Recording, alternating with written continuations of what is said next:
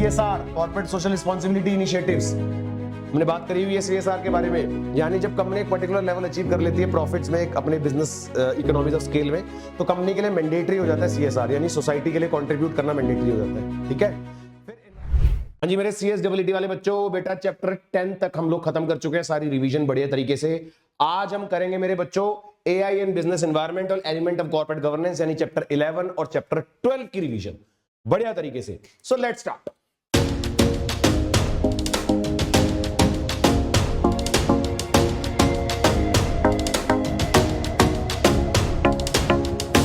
तो चलो बेटा स्टार्ट करते हैं। सबसे पहले हम बात करते हैं चैप्टर नंबर 11 की, that is artificial intelligence and business environment. अब आर्टिफिशियल इंटेलिजेंस की रिक्वायरमेंट या कहीं उसकी जरूरत या फिर उसकी नीड डे टू डे बढ़ती जा रही है ना, और अगर आप उसके साथ अपने आप को अलाइन नहीं करेंगे तो क्या होगा, तो आप पीछे रह जाएंगे। तो इसलिए AI को समझना जरूरी है, इसलिए प्रोफेशनल कोर्सेज में बच्चों को पढ़ाया जा रहा है। ठीक है ना, तो देखते हैं बेटा। सबसे पहले first of all the foundation the computer in the digital world. कुछ चीजें ऐसी है जो हम बचपन से पढ़ते आ रहे हैं, इसलिए हमें एक ही बार में देखते पता लग जाएगी क्या कंप्यूटर क्या होता है, सॉफ्टवेयर हार्डवेयर क्या होता है, फिर धीरे धीरे AI से रिलेटेड कुछ कुछ चीजें आएंगी। ठीक है ना, सबसे पहले before understanding the artificial intelligence it is crucial to understand the tool that make it possible, यानी कि कंप्यूटर क्या होता है। छोटी क्लास में पढ़ते थे, याद है, छोटी क्लास का टॉपिक है व्हाट इज कंप्यूटर। कंप्यूटर का बेटा एक इलेक्ट्रॉनिक डिवाइस है that receive the information, store करता है, रिट्रीव करता है when it is needed and process it to produce the useful information. Data को स्टोर करना, यूज करना और रिट्रीव करना, जब हमें उसकी जरूरत है तो उसको यूज करते हैं। Its key characteristics are speed and accuracy. Main computer का यूज किस लिए होता है, स्पीड और एक्यूरेसी के लिए, नहीं तो इंसान खुद ही कर ले, कंप्यूटर की जरूरत ही क्या थी, है ना। Allowing it to solve the complex mathematical equations quickly, बड़ी से बड़ी प्रॉब्लम हो इजीली सॉल्व हो जाती है with the help of computer. बहुत सिंपल बात है।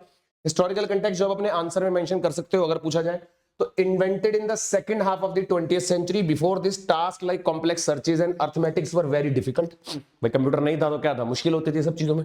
And early attempt to simplify the calculation was the calculator, invented in 1642 AD के अंदर सबसे पहले कैलकुलेटर बना था, फिर धीरे धीरे कंप्यूटर का जन्म हुआ। ठीक है ना, चलो बुक की लैंग्वेज है बेटा सारी। इंपॉर्टेंस क्या है, computers are the backbone of the modern life, essentials in digital economy. Digital economy computers की तो जरूरत है ही भाई, बहुत ज्यादा। They are indispensable and used in nearly every aspect of daily life। अब आप कहीं पर भी देखो कंप्यूटर के बिना लाइफ नहीं है ना, कंप्यूटर लैपटॉप्स के बिना कहाँ है life. Home, institution, business, education, services and entertainment, हर जगह पर हमें इनकी जरूरत पड़ती है। ठीक है कि नहीं। चलो फिर कंपोनेंट क्या क्या आते हैं बेटा इसके अंदर। Computer system is not just a single machine, it's a collection of 3 entities working together. कौन कौन सा, कंप्यूटर हार्डवेयर, कंप्यूटर का सॉफ्टवेयर, मेन दो चीजें पहले दो। तो कंप्यूटर हार्डवेयर क्या है, physical tangible part of the computer that you can touch. जो फिजिकल पार्ट है कंप्यूटर का, छोटी क्लास वाली बातें हैं, है ना। जो फिजिकल पार्ट है CPU, मॉनिटर, माउस, कीबोर्ड, ये सारे सब क्या है, हार्डवेयर का पार्ट है उसका। तो the physical tangible part of the computer that you can touch, example में input devices mouse, keyboard, output device में printer, monitor, CPU, storage devices, ये सब वो है जिनको आप टच कर सकते हो। कंप्यूटर सॉफ्टवेयर क्या होता है, set of the instruction, program या एप्लीकेशन जो उसके अंदर इंस्टॉल्ड होती है, जिनकी हेल्प से हम कंप्यूटर को यूज करते हैं, right. That tells the hardware what to do and what not to do. It operates on the basic principle of input, process और आउटपुट। सिंपल, हम इनपुट डालते हैं, कंप्यूटर उसको प्रोसेस करता है और वो हमें आउटपुट दे देता है। सिंपल है। 2 मेन क्लासेस के अंदर कौन कौन सी आती है, सिस्टम सॉफ्टवेयर और application software. System software is manages the computer itself, example Windows और लिनक्स। और एप्लीकेशन में क्या आता है, perform specific task for the user, example MS Word, MS Excel और पावर पॉइंट। तो पहले तो आता है सिस्टम सॉफ्टवेयर जो कंप्यूटर को पूरा मैनेज करता है, जो पूरी विंडो है, एक कंप्यूटर के अंदर विंडोज डलते हैं जो पूरा कंप्यूटर चलाती है, और उसके अंदर जो एप्लीकेशंस यूज होती हैं वो ये है जो स्पेसिफिक टास्क के लिए होती है, MS Word, Excel, PowerPoint. ठीक है। लाइववेयर क्या होता है, the computer user also known as orgware और ह्यूमनवेयर बोलते हैं उसको। The user is the operator who command the computer system to execute the instruction. ठीक है ना, यूजर यानी कि जो ऑपरेटर है, हम ही तो कमांड करते हैं उसको जो भी कुछ करना होता है, right. Now difference between hardware and software का डिफरेंस यहां से देख लेते हैं पहले हार्डवेयर देखते हैं। It is the physical part of the computer which processes the data. किसके बारे में बात हो रही है बेटा, physical part of the computer which processes the data, hardware हमने पढ़ा ना। और ये क्या है, it is the collection of the instruction which direct the computer as to which task to perform and how to perform. Software के अंदर applications का यूज हो रहा है जिसके अंदर हम गाइड करते हैं कि किसको कब कैसे यूज करना है। Hardware is unable to perform any task without the support of software. Hardware तो बिना सॉफ्टवेयर के भी चल जाएगा। Software can only run and executed in the computer hardware. जब तक कंप्यूटर हार्डवेयर नहीं होगा सॉफ्टवेयर काम नहीं करेगा, है ना। It understand only machine level language, सिर्फ मशीन लेवल लैंग्वेज समझता है हार्डवेयर में। It accept input by users converted into machine level language which is then sent to hardware for processing. It can be seen, felt and touch. अभी हमने बात करी, it can only be seen and can not be touch. Example में monitor, hard disk, CPU, keyboard, printer. इसमें window, Linux, MS power point, MS Excel. ठीक है जी, simple. Now core concept, artificial intelligence का कंसेप्ट। तो पहले हमने computer को समझ लिया अच्छे से, जिसके अंदर आर्टिफिशियल इंटेलिजेंस चलती है, राइट। तो आर्टिफिशियल इंटेलिजेंस है क्या? Now AI is the branch of computer science. Computer science की ब्रांच है बेटा ये, ठीक है ना। किसकी ब्रांच है बेटा? कंप्यूटर साइंस की ही ब्रांच है। AI is the branch of computer science and engineering focused on creating machines and program that can perform the task normally requiring human intelligence। समझिए, एक मशीन्स को क्रिएट करना जिसके अंदर नॉर्मल तरीके से किसी टास्क को परफॉर्म करा जा सके using the human intelligence. Core capabilities क्या है? दीज टास्क इंक्लूड लर्निंग हो सकता है, रीजनिंग हो सकता है, प्रॉब्लम सॉल्विंग हो सकता है, comprehending natural language and identifying the objects. ये सब चीजें जो हम एआई से एक्सपेक्ट करते हैं, क्या क्या बेटा? फिर से लर्निंग, रीजनिंग, प्रॉब्लम को सॉल्व करना, comprehending natural language and identifying the objects. Object को आइडेंटिफाई करना एक एआई से, ये सब चीजें हम एक्सपेक्ट करते हैं। एसेंस क्या एआई का? At its heart AI is about giving computers the capacity to display the intelligent behaviour. क्या एक्सपेक्ट करा जाता है? कि वो अपना इंटेलिजेंट बिहेवियर हमें शो करे। ठीक, चलो। Interesting fact and modern text के हिसाब से देखिए, while AI has been concept since 1950 से है ये, it was mainstream in 2022 with application like OpenAI, जैसे चैट जीपीटी वाला कंसेप्ट है ना, यूज करते हैं ना सब। ChatGPT is a type of generative pre training transformer and while popular represent only a small part how AI is used today. तो चैट जीपीटी कोई एआई का बहुत बड़ा वर्जन नहीं है, उसका एक बहुत छोटा सा वर्जन है जिसको हम यूज करते हैं, है ना, जिससे हम इंफॉर्मेशन मांगते हैं, क्वेश्चंस पूछते हैं, आंसर करता है।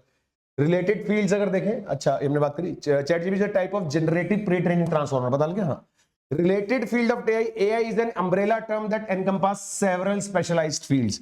मशीन लर्निंग सबसे पहले, the concept that computer program can automatically learn and adapt to new without human assistance, it's subset of AI. यानी कि जब एक ऐसी चीज डाल दी हमने कंप्यूटर में कि वो सेल्फ लर्निंग कर रहा है, खुद ही सीख रहा है, machine learning. Computer concept that computer program can automatically learn, खुद ही सीख रहा है और न्यू डेटा को अडॉप्ट कर रहा है और उसको समझ रहा है, समझ गए? This is called machine learning. फिर आता है deep learning, a technique that enables the automatic learning. इस ऑटोमेटिक लर्निंग को जो टेक्निक यूज करती है उसको बोलते हैं deep learning. By absorbing the huge amount of unstructured data like text, images और वीडियोस। इनको अनस्ट्रक्चर्ड डेटा को वो हेल्प करता है जिस टेक्निक से लर्न करने के लिए। It's a subset of machine learning. तो मशीन लर्निंग का एक सबसेट है। मशीन लर्निंग तो मेन काम हो गया। मशीन लर्निंग करने के लिए जो टेक्निक यूज होती है that is called deep learning. फिर आता है natural language processing, a machine capacity to understand and produce the human language. जो मशीन की जो कैपेसिटी किस चीज की? ह्यूमन लैंग्वेज को समझने की और प्रोड्यूस करने की, that is known as natural processing language, natural language processing. ठीक है। कंप्यूटर विजन क्या है? A machine capacity to understand and engage with physical environment by interpreting the visual information. Visual information को समझ के फिजिकल एनवायरनमेंट को interpret करना। ठीक है बच्चों। Cognitive computing aims to stimulate human thought processes in the computer model. क्या aim है? स्टिमुलेट करना ह्यूमन थॉट्स को कंप्यूटर मॉडल के अंदर। ठीक। फिर neural network, a computer system inspired by the biological neural network that constitute animal brains. Animal brains का भी यूज कर सकते हैं इसमें। Ideal characteristic क्या है? The ideal characteristics of AI is to ability to rationalize and take actions that have the best chance of achieving a specific goal। किसी गोल को अचीव करने के लिए जो भी रैशनैलिटी, जो भी एबिलिटी एआई लगाता है, ठीक है ना। इवोल्यूशन कैरेक्टरिस्टिक एन एग्जांपल देखते हैं। इवोल्यूशन 1955 में John McCarthy, the founder of AI, first defined the goal to develop machine that behave as though they were intelligent. इस तरीके से मशीन्स को बिहेव कराया गया कि जैसे वो इंटेलिजेंट हो, तो अभी उसका नाम आर्टिफिशियल इंटेलिजेंस रखा गया, है ना। 1950 के बाद क्या हुआ? The idea has been known but widespread recognition is recent due to advances in the machine learning and deep learning. Machine learning और डीप लर्निंग की वजह से एडवांसमेंट होने में टाइम लगा और बाद में जाना गया। की कैरेक्टरिस्टिक में intelligence by decision, AI system are built to be smart from spotting data trend to making complex judgement, ability to learn and adopt, they can acquire information and adjust to the changing conditions.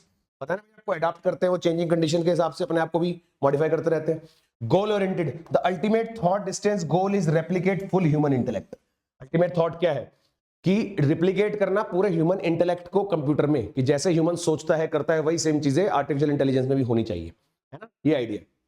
Example देखते हैं। Machine learning अभी हमने पढ़ा, help computers to act without explicit programming. तीन types है इसके अंदर। Supervise learning में use label data sets to recognise pattern and labelled new data. Unsupervised learning में sort data sets based on their similarities और differences without pre existing labels. Reinforcement learning में the AI system learns by receiving the feedback, receive करता है, इसमें reward punishment होता है after performing the action. Automation में क्या होता है, AI enhances the information tools allowing big enterprise jobs to be automatically intelligent, मतलब बड़े बड़े जो जॉब्स हैं उनको इंटेलिजेंट तरीके से कम समय में कर देता है। Machine vision uses a camera and digital processing to capture and analyze the visual information. Example signature analysis और medical imaging। तो इन सब चीजों को भी, मतलब विजुअल इंफॉर्मेशन को कैप्चर करना और उससे रिलेटेड प्रोसेसिंग करना, ठीक है ना, ये भी इसका पार्ट है। नेक्स्ट, सेल्फ ड्राइविंग कार सुना होगा आपने, है ना। Use a combination of deep learning, जो सेल्फ ड्राइविंग कार है उसके अंदर क्या यूज होता है, एआई का डीप लर्निंग यूज होता है, इमेज रिकॉग्निशन यूज होता है, मशीन विजन यूज होता है to navigate the lens and avoid the pedestrians. ये सब चीजें उसमें यूज होती है जो ड्राइवरलेस कार्स होती है ना, self driven cars. Robotics and engineering field of designing and manufacturing robots, machine learning is now used to build robots that can interact with the society. इस तरह के रोबोट्स बना रहे हैं जो ह्यूमंस की तरह इंटरैक्ट करेंगे सोसाइटी में। टाइप्स ऑफ आर्टिफिशियल इंटेलिजेंस में there are 4 distinct types of AI representing a hierarchy of the sophistication. 4 तरह के हमारे पास है बेटा, कौन कौन से देखो, reactive machine, limited memory, theory of mind और सेल्फ अवेयरनेस। ये टाइप्स ऑफ आर्टिफिशियल इंटेलिजेंस माने जाते हैं। डायरेक्ट क्वेश्चन बनेगा इसका। इनके क्वेश्चंस क्या है, यही क्वेश्चंस है जो आपके सामने टॉपिक्स हैं, यही क्वेश्चंस है बेटा। ये बुक का ही आपके पास कटआउट है यहाँ पर, है ना, आपके मॉड्यूल का। बेटा मॉड्यूल के कटआउट के हिसाब से देख रहे हैं एक बारी जल्दी से। रिएक्टिव मशीन के simple classification and pattern recognition task काम करता है ये। Great when all parameters are known, जब सारे पैरामीटर्स पता हो तब काम आएगा machine learning. Can't deal with imperfect information, के साथ डील नहीं कर सकता। लिमिटेड मेमोरी में complex classification task, uses historical data to make the predictions. Current state of AI बताता है limited memory. With theory of mind, understand the human reason and motives. Need fewer examples to learn because it understand the motives, को समझ जाता है इसलिए ज्यादा की जरूरत नहीं पड़ती। Next milestone for the evolution of AI, एक अगला इवोल्यूशन ऑफ एआई के लिए माइलस्टोन है थ्योरी ऑफ माइंड की, खुद ही समझ जाता है। Self awareness, human level intelligence that can bypass the human intelligence too, कि ह्यूमन इंटेलिजेंस को भी बाईपास कर दे जो self awareness. Sense of self consciousness does not exist yet, अभी तक काम चल रहा है इसके ऊपर। कोई अभी तक ऐसा एआई नहीं बन पाया जो 100% ह्यूमंस की तरह सोच सके, अभी तक उसके ऊपर काम चल रहा है। Now organisation operating online can benefit from AI in the following ways. कोई ऑर्गेनाइजेशन जो काम करती है इसमें वो किस तरीके से बेनिफिट ले सकती है एआई का। एक तो डिटेक्शन ऑफ थ्रेट्स, क्वेश्चन सीधा बनेगा इसका, जो आपके ऊपर हेडिंग लिखी है ना, यही क्वेश्चन है बेटा, कि कोई भी ऑर्गेनाइजेशन को क्या बेनिफिट मिल सकता है। क्वेश्चन दिख रहा है आप लोगों को, थोड़ा सा नीचे कर देता हूं स्क्रीन को, ये लो, अब दिख जाएगा क्वेश्चन, है ना, अब दिख गया होगा, नाउ इट्स विजिबल बेटर, है ना, और कर दूं, अब दिख गया होगा। तो क्या कह रहा है बेटा, organisations operating online can benefit, किस तरीके से ऑर्गेनाइजेशंस को बेनिफिट मिल सकता है एआई को यूज करके। तो क्या बात हो रही है, डिटेक्शन ऑफ थ्रेट्स, सबसे पहले थ्रेट्स का डिटेक्शन पहले से एआई अपना, जैसे एंटीवायरस नहीं होता, स्कैन कर देता है, पहले से प्रॉब्लम बता देता है। तो AI scan vast amount of data, network activity records to find the abnormalities and potential cyber threats, इनको पता लगाता है। फिर आता है automation in cyber security, automate job like incident management, threat hunting and security screening, इसके अंदर automation देता है। स्टैटिस्टिकल एनालिसिस करता है कंपनीज के लिए, prevention, analyses the data from various domains, example social media, to identify the potential cyber danger, allowing companies to take preventive steps को लेने के लिए। फिर detecting fraud, identifies and prevent the fraud by analysing the huge database to find the abnormal behaviour, patterns को पता लगाने के लिए डिटेक्ट करता है फ्रॉड को भी। तो ये सारे हेल्प करता है बेटा। डायरेक्ट पॉइंट आपके मॉड्यूल की लैंग्वेज है, एज इट इज आपको आंसर में लिखना है अगर क्वेश्चन आएगा तो, ठीक है ना। चलो, general advantages of AI in cyber space, एक जनरल एडवांटेज वो तो था, एक पर्टिकुलर ऑर्गेनाइजेशन को क्या क्या फायदे मिलते हैं। जनरल एडवांटेज क्या है, better and quicker reaction times, एक ह्यूमन के मुकाबले एआई का रिस्पॉन्स ज्यादा जल्दी होता है ना, एक्यूरेट होता है। AI system analyse data in real time and respond to threats instantly, enhance the accuracy, मैंने बताया टाइमली भी होता है और एक्यूरेट भी होता है। AI can evaluate enormous data volumes and spot hazard that human analyst might miss, जो ह्यूमन मिस कर सकते हैं वो एआई बता देता है। स्केलेबिलिटी होती है, AI can quickly respond, quickly expand, handle and evaluate massive data set generated by the internet, making it perfect for complex tasks, complex task के लिए इसको इजी कर देता है, इजी बना देता है, ठीक है ना। चलो, challenges and opportunities, AI present both significant opportunities and serious challenges that must be manage for ethical development, एक एथिकल डेवलपमेंट के लिए सिग्निफिकेंट अपॉर्चुनिटीज प्रोवाइड है इसके अंदर, देखो, और चैलेंजेस अपॉर्चुनिटीज भी फेस करनी पड़ती है। डायरेक्ट क्वेश्चन बनेगा बेटा इसका भी कि एआई अच्छा तो है, सब कुछ है, लेकिन कौन कौन सी चैलेंजेस और कौन कौन सी अपॉर्चुनिटीज होती है एआई के अंदर, डायरेक्ट क्वेश्चन है। तो AI present both significant opportunities and serious challenges, दोनों के दोनों देखने को मिलते हैं जिनको हमें मैनेज करना होगा। तो पहले चैलेंजेस देखते हैं क्या क्या। First of all, bias and discrimination. AI algorithm are only as good as data they are trained on. If the training data is biased, the AI's decision will also be biased. जो training data उनको उसके अंदर डाला गया उसी के हिसाब से आंसर है. अगर ट्रेनिंग डेटा ही बायस्ड होगा तो रिजल्ट भी बायस्ड आएगा. राइट. लैक ऑफ ट्रांसपेरेंसी है, द ब्लैक बॉक्स प्रॉब्लम बोलते हैं. Many AI algorithm are so complex that it's difficult to understand how they arrived at a particular decision. उनका algorithm इतना ज्यादा कॉम्प्लेक्स है कि समझ नहीं आता कि कैसे वो लोग उस सॉल्यूशन तक पहुंचे, है ना, डिसीजन तक. Security and safety concern. AI system can have severe negative consequences if they break down, are hacked और आर कॉम्प्रोमाइज्ड. अगर कुछ भी दिक्कत आती है तो प्रॉब्लम हो सकती है उनके अंदर, है ना. सारा डेटा हमारे उनके पास होता है. Job displacement as AI become more capable. ये तुम सुनते आ रहे भैया, एआई जॉब खा गया सबकी, है ना. It will perform many task currently done by the humans, potentially leading to wide spread unemployment and social unrest. लोगों के अंदर बेचैनी, क्योंकि अनएम्प्लॉयमेंट बढ़ जाएगी, लोगों की जॉब चली जाएगी, एआई करने लग जाएगा काम, है ना. Privacy concern. AI system often require collecting vast amount of personal data. If this data is misused or fall into the wrong hands, it poses a major privacy risk. गलत हाथों में अगर आपका डेटा चला जाए तो एआई का बहुत बड़ा नुकसान है ये कि आपका डेटा कहीं पर भी फिर गलत तरीके से यूज हो सकता है ना. चलो, की अपॉर्चुनिटीज क्या क्या. Automation of work. भैया काम आसानी से हो जाता है, ऑटोमेशन है. पर्सनलाइजेशन हो जाता है ना. Making better decisions. हेडिंग से समझ आ रहा होगा, देख लेते हैं. AI can automate tedious and time-consuming tasks in processing massive database, freeing up the human for more creative work. Free हो जाते हैं हम लोग, ज्यादा काम कर पाते हैं. और उसके अलावा personalisation. AI can analyze the customer behavior and preference to provide the highly personalized recommendation and insights. देता है Netflix recommendation जैसे होता है. Making better decisions in various industries. AI can analyze vast data sets to find the pattern and forecast outcomes. मतलब वो एक pattern को study करता है जो ऑलरेडी आज तक चलता आ रहा है, उसको स्टडी करके डिसीजन देता है. Enabling businesses and organization to make more informed and better decisions. ठीक है ना. चलो, AI versus ethics and morality. अब एथिक्स और मोरालिटी का क्या लेना देना है देखते हैं. As AI becomes more pervasive in our lives, it raises significant moral and ethical question हमारे माइंड में आता है. की इश्यूज आर. सबसे पहले कॉन्फिडेंशियलिटी, कि कितना एथिकल है, सही है कि नहीं है एआई. तो सबसे पहले क्वेश्चन आता है कॉन्फिडेंशियलिटी से related, that is privacy. AI system collect massive quantities of private information about individuals. Example browsing history, shopping pattern, सब कुछ. So this raises the substantial concern about how this data is stored, used and protected. हमारे mind में question है कि वो हमें तो बता नहीं रहा, लेकिन क्या वो डेटा कहां स्टोर हो रहा है, कैसे यूज हो रहा है, कहां ट्रांसफर हो रहा है ना. एक प्राइवेसी कंसर्न है. फिर AI prejudice bias. An AI system is only an objective as the data it is trained on. This is often summarized as bias in and bias out. जो हमने भी बात करी कि अगर ट्रेनिंग डेटा ही biased होगा तो आउटपुट भी हमें बायस्ड ही मिलेगा. If the training data contains bias, the AI model will replicate and even amplify more biasness. अगर ट्रेनिंग डेटा बायस्ड होगा तो और ज्यादा बायसनेस देखने को मिलेगी. एग्जांपल देखो, अगर AI system used for hiring is trained on the data of past successful hires that were predominantly men, it may learn to be biased against women applicants, है ना. वो समझ जाएगा कि वुमेन का नहीं हो सकता, एप्लीकेंट नहीं बन सकती, तो वुमेन के अगेंस्ट तो क्या हो जाएगा, बायस्ड हो जाएगा. Responsibility and transparency. Black box problem ने पड़ी थी. Many AI system are complex black boxes making it very difficult to understand how they arrive at specific decision. This lack of transparency makes it hard to hold anyone accountable when the AI makes mistakes और causes harm. ये same बात है, module के अंदर बेटा एक ही बात बार-बार बताई गई है. If we can't understand the decision, who is responsible, the developer, the company और द एल्गोरिथम इटसेल्फ. कौन उस डेटा को गलत तरीके से यूज करेगा, कौन अकाउंटेबल होगा अगर कुछ होगा तो, है ना. पता ही नहीं हमें कौन अकाउंटेबल होगा. फिर डिस्क्रिमिनेशन आता है. This is the real world outcome of the prejudice mentioned above. AI system can make decisions that have determined effect on a specific individuals or entire communities, leading to unfair or discriminatory treatments. Unfair treatment हो सकता है, biasness हो सकती है, मतलब किसी के favour में डिसीजन दिया जा सकता है. तो एआई ह्यूमन माइंड की तरह अभी तक तो हमने नहीं डेवलप करा कि बिल्कुल ह्यूमन माइंड की तरह सोच सके, तो एक बायसनेस देखने को मिल सकती है एआई में. ठीक है ना. चलो, साइबर सिक्योरिटी के बारे में बात करते हैं. व्हाट इज साइबर सिक्योरिटी, होता क्या है. also known as information technology security is the process of defending the computer. अब आप कंप्यूटर को डिफेंड कर रहे हो, साइबर को सिक्योर कर रहे हो. साइबर सिक्योरिटी मींस साइबर को सिक्योर करना. तो defending computer, servers, mobile devices, electronic system, network and data from malicious attacks and unauthorised access. सुना होगा आप लोगों ने, आजकल स्कैम्स हो जाते हैं ना, आपको इंटरनेट से रिलेटेड स्कैम्स हो जाते हैं, तो उसकी बात कर रहे हैं बेटा, साइबर स्कैम्स की, है ना.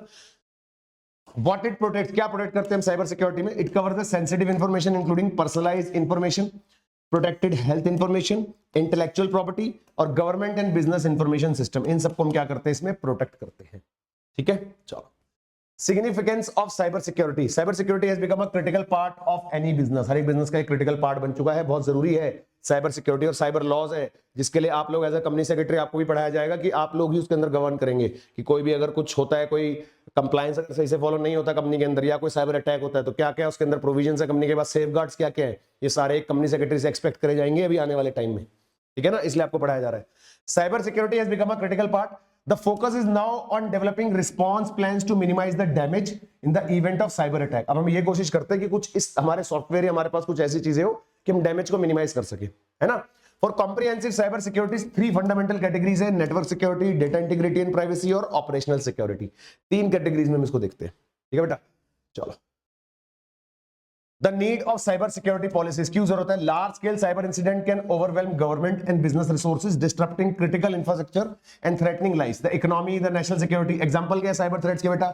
Identity threat, fishing, hacking. Fishing समझते हो ना, जो आपको कॉल करके बोलते हैं कि इतने पैसे दे दो, उतने दे दो। Cyber terrorism, denial of service attack, data leakage. The essence of security cyberspace is to protect the confidentiality, integrity and availability of the information. ये हमारा मेन essence है साइबर सिक्योरिटी के अंदर, मेन जो जरूरत है, मेन जो काम है हमारा साइबर सिक्योरिटी का। Common kind of cyber attack जो देखने को मिलते हैं फटाफट से, denial of service attacks, overwhelming a system with traffic to make it unavailable to the user, user use कर ही ना पाया, उसको ब्लॉक कर दिया।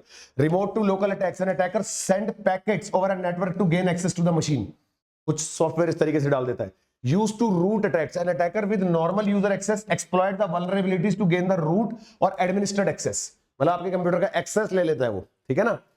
probing, scanning a network to map it and find the vulnerabilities, network scan करके उसके अंदर जो भी कमियां है वो पता लगा लेता है। reconnaissance attack, unauthorized discovery and mapping of system and services, access attack, gaining unauthorized access to system to view or steal data, cyber crime, cyber espionage, cyber terrorism, cyber war, attack with criminal, political और national security motives.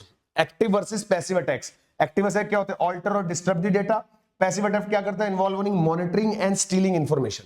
Active में तो direct attack हो ही रहा है, passive में क्या हो रहा है? कुछ ऐसा हो रहा है जिसकी वजह से अटैक हो सकता है बाद में। मैलिशियस वर्सेस नॉन मैलिशियस है। Intentional attack versus unintentional damage, example employ accidentally deleting the data, कई बार ऐसा भी होता है कि गलती से भी हो जाता है ना, तो है तो साइबर प्रॉब्लम ही, तो कुछ के लिए भी कोई बैकअप होना चाहिए, कुछ होना चाहिए, right. Cyber threats and network security, cyber threats क्या है? साइबर थ्रेट और cyber security threat is a malicious act that seeks to steal और डैमेज द डेटा। आपके डेटा को स्टील या डैमेज करने के लिए जो अटैक होता है उसको बोलते हैं साइबर थ्रेट, है ना। और disturb digital life, it is the possibility of successful cyber attack, include data breach, computer virus, denial of service attack and other attack vectors aimed at gaining unauthorized access to the sensitive data or damaging IT assets. कुछ भी इनमें से अगर हो रहा है तो cyber threat है बेटा, ठीक है ना। नेटवर्क सिक्योरिटी क्या है? Computer network, a group of 2 और more devices connected to exchange information, they can be wired, cable से या वायरलेस भी हो सकते हैं। Data is transmitted in the small chunks called packets, packets के अंदर छोटे छोटे उसमें डेटा ट्रांसफर होता है। नेटवर्क सिक्योरिटी क्या है? The protective measure undertaken to secure a network and its data from unauthorised access and attacks. ये होता है नेटवर्क सिक्योरिटी की डेफिनेशन, की प्रोटेक्टिव मेजर जो ली जाती है हमें नेटवर्क को प्रोटेक्ट करने के लिए। बेसिक एम क्या है? To safeguard the accessibility, accuracy, confidentiality of the sensitive data. Core objective क्या है? नेटवर्क सिक्योरिटी है ही किस लिए? मेन ऑब्जेक्टिव क्या है इसका? तो data confidentiality, assure that data does not fall in the hands of unauthorised user, गलत हाथों में ना चला जाए। प्राइवेसी हमारा मेन है, डेटा इंटीग्रिटी बनी रहे, सिस्टम इंटीग्रिटी बनी रहे, है ना। ये सारी बातें हम पढ़ चुके हैं अलग अलग तरीके से। Assure that individual are able to decide what data belonging to them may be disclose, to whom it's disclose and extent of disclosure, ये डिसाइड करना ताकि प्राइवेसी बनी रहे डेटा की। डेटा की integrity, assure that data remains in the intended form subject to modification only in authorised manner, कि अगर authorise तरीके से चेंज करना हो तो ही होगा, नहीं तो उसी फॉर्म में रहेगा जिसमें है। System integrity assures that system performs their intended functions unhampered by any external manipulation, कोई भी external manipulation अगर उसके ऊपर नहीं लग सकती, maintain रखना है उसको, है ना। Availability, assure that data available on the system is readily accessible and not denied to authorized users, authorized users को deny ना करा जाए, ठीक है ना। Objective of network security, it must be noted that secure network is one which is able to control the physical access to the network, prevent any accidental deletion, modification or tampering of data, detect and prevent the internal network security breaches और detect and prevent external network attacks, ठीक है जी। इन सब चीजों में ध्यान रखना है कि ये सब करता है हमारा सिक्योर नेटवर्क, है ना। नेटवर्क सिक्योरिटी के अंदर जो मेन ऑब्जेक्टिव है वही 4 है, डायरेक्ट लिखना आपको क्वेश्चन आएगा, ठीक है जी। एंटरप्राइज रिसोर्स प्लानिंग, ERP हमारा एक कंसेप्ट है इसी के अंदर। What is this?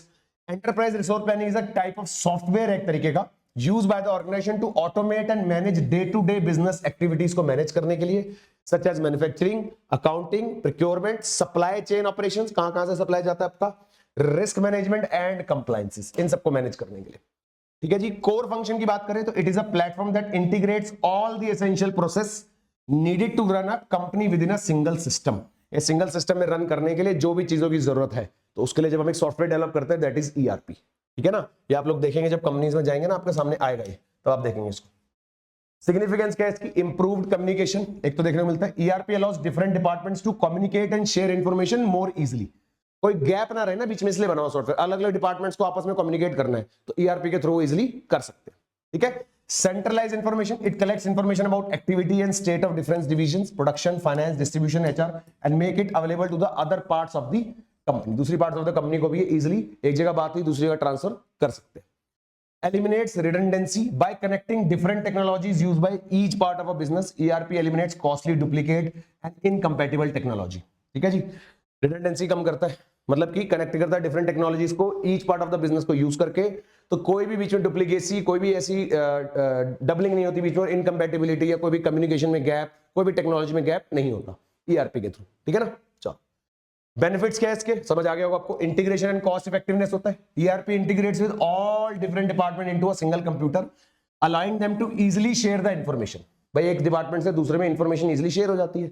This integrates approach is very cost effective for an organisation, improve accuracy and productivity. Integrating and automating business process eliminates the redundancies and improves both accuracy and productivity. ठीक है जी। Productivity बढ़ती है, accuracy बढ़ेगी तो productivity बढ़ेगी। Improve reporting, reporting बढ़ जाती है। Accurate and complex reporting helps companies adequately plan, budget, forecast, communicate operations and to the stake holders like share holders. Increase efficiency बढ़ती है। ERPs allow businesses to quickly access needed information for clients, vendors and business partners. इनके लिए कोई भी information है तो वो बड़ी इजीली, आसानी से मिल जाती है, क्विक तरीके से, तो एफिशिएंसी बढ़ती है। ठीक है जी। Increases collaboration, department are better able to collaborate and share knowledge, leading to be more synergies workforce. Competition. While ERP requires a major investment, cost of not investing, inefficiencies, errors often much greater. Forecasting. ERP gives managers the tool they need to create more accurate forecast based on centralized or real-time data. फिर आता है collaboration. With the data being centralized and consistent, department can work together seamlessly. अगर collaboration होगा तो लोग आपस में easily काम कर पाएंगे. Regulatory compliance. Powerful ERP solution keep track of industry regulation and monitoring changes in compliances requirement. Flexibility. Modern ERP system are robust, flexible and configurable, meaning they can be tailored to unique need of a business. Business की need के हिसाब से उनको train करा जा सकता है, flexible या move करा जा सकता है, mold करा जा सकता है according to the needs. Customer service improve करता है. It is easier to provide high quality customer service using an integrated enterprise solution. है ना? Customer service आपकी उतनी ज्यादा improve होगी, होगी कि नहीं होगी? लास्ट देख लो, सिक्योरिटी देता है ERP system helps in protection of data bye centralising it rather than having it spread. फैलाने से अच्छा एक सेंट्रलाइज फॉर्म में रखता है जिससे उसको मैनेज करना आसान होता है कि नहीं। चलो जी, एप्लीकेशन ऑफ इंटरनेट। भैया इंटरनेट तो पता ही है क्या होता है, उसकी एप्लीकेशन देखते हैं फटाफट से। एप्लीकेशन दैट कैन फंक्शन और to be used when connected to the internet. भैया तो ये क्वेश्चन, ये जो टॉपिक्स आप देख रहे हो जैसे ईआरपी है या उसके एडवांटेजेस है, डायरेक्ट क्वेश्चन बनेगा बेटा इसका एग्जाम में। क्वेश्चंस की अगर हम बात करें ना, यही क्वेश्चन है जो टॉपिक्स है हमारे, यही क्वेश्चन है डायरेक्ट। आर्टिफिशियल इंटेलिजेंस चैप्टर से पीछे जो भी चैप्टर्स हमने पढ़े इस मेरे पेपर में, पेपर नंबर 3 जो आपका, कोई भी क्वेश्चन घुमा फिरा के नहीं आने वाला, डायरेक्ट टॉपिक्स आपके पास, वही आपके क्वेश्चन है। समझ गए? चलो, क्या होता है बेटा? एप्लीकेशन दैट कैन फंक्शन और be used only when connected to internet. How they work? All data of these application is stored on remote servers. Your device sends a request via internet to the server which then returns the information. ऐसे काम करती है application, है ना। हम कोई भी देते हैं इंफॉर्मेशन, वो हमारे को रिट्रीव होकर वापस आती है। रिक्वायरमेंट क्या है? To use an internet application you need an internet connection, और एक डिजिटल डिवाइस, स्मार्टफोन हो सकता है, टैबलेट, लैपटॉप, डेस्कटॉप, कुछ भी हो सकता है, और इंटरनेट कनेक्शन तो हम इसको यूज कर सकते हैं, है ना।